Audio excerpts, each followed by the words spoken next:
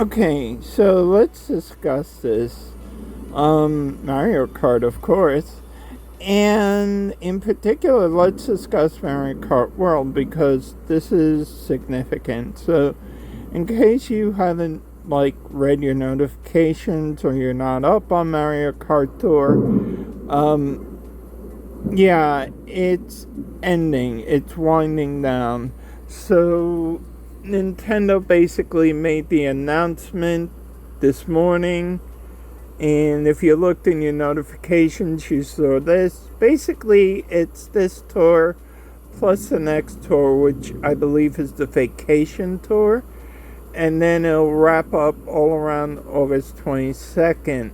The Ruby shop has basically shut down completely. So if you were keeping ahead by buying rubies, really, it's a mobile game. If they didn't monetize it somehow, I'd be surprised. But yeah, you're out of luck as of this month.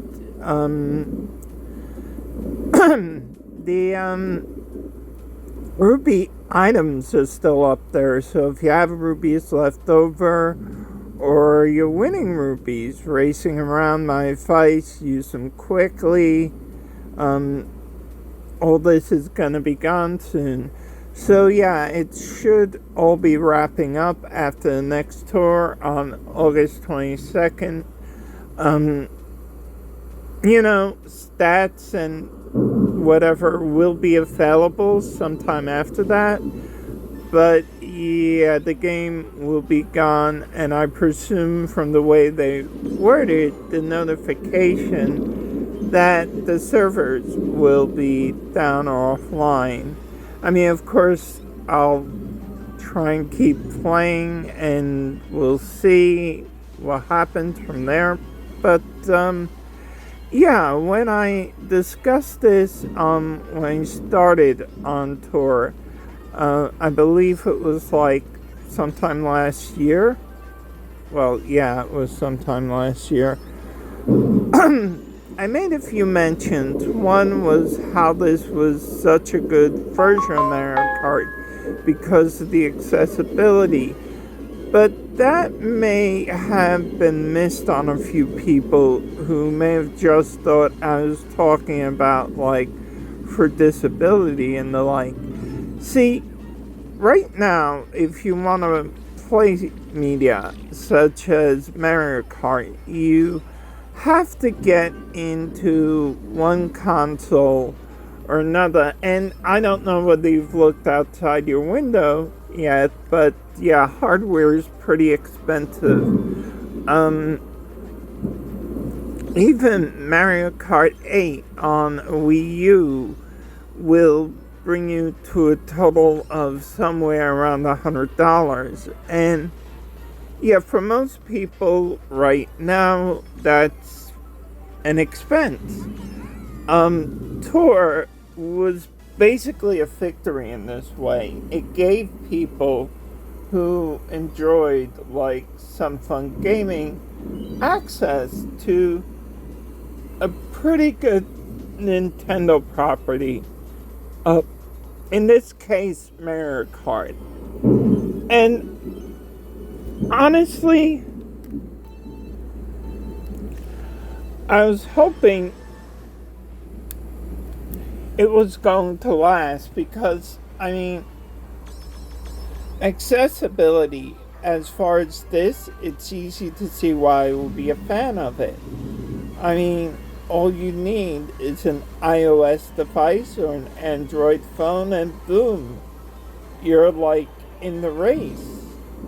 And while it's definitely not even Mario Kart 7, and as far as practicality in that, there's still loads you can do and have fun with. Get online with others. It's communal gameplay. It's, there's some real good fun here to be had. And with a device you already had anyway, which was your phone, or to those who had a phone but didn't use it for these things, your tablet. So you didn't have to go out and buy a new console, which was part of what I meant by accessibility. Even though, like, the touchscreen usage and the fact that it had more guardrails than, like, normal Mario Kart meant you could still do tricks and, like, jumps and catch drafts and things like that, but you couldn't go so far out of bounds that you could be knocked off the edge of a track like you would in normal Mario Kart, which, yeah, that did help with accessibility of a lot of cases. But again, that wasn't my only point. It was not just like ability accessible, it was economically accessible. And I think this was important for Nintendo because a lot of people like myself who didn't spend a lot of money on games like this basically could get in and like master the game and do a lot that way. So you could do a lot with skill and without much of an investment, and definitely not an investment in new hardware. And that means a lot, right? So yeah, but now all that's gone, and I'm sort of disappointed. Like, this is one of among many things I think Nintendo has done recently, which is not so consumer friendly, and I'm really not a fan of it. Because again, even though, like, there are a lot of people who got into this who grinded on skill alone and got their achievements that way, there are still, like, who play this part-time and then, like, pay the extra money to get different carts and that. So it allowed people to socially get together and have some fun. And I'm really disappointed Nintendo, the way they did. It was really a bad call in my opinion. Alright, yeah, so, I mean, I think they could have a lot better. I think they could have actually, like, made more an attempt to, like, get in touch with their consumer base and keep this around. The money coming in, because there were people spending money on the packs, and then they had the Gold Pipe Pass, which ended last month. So anyone at that, I think that's what it's called. It's like a monthly pass. You get bonuses and that if you pay them a fee per month. But people, so it wasn't like Nintendo was doing this all for free. This was like pretty much. In addition, this also subsidized the modification and the improvement of maps on Mario Kart World and Mario Kart 8. Like, a lot of the maps that would end up on there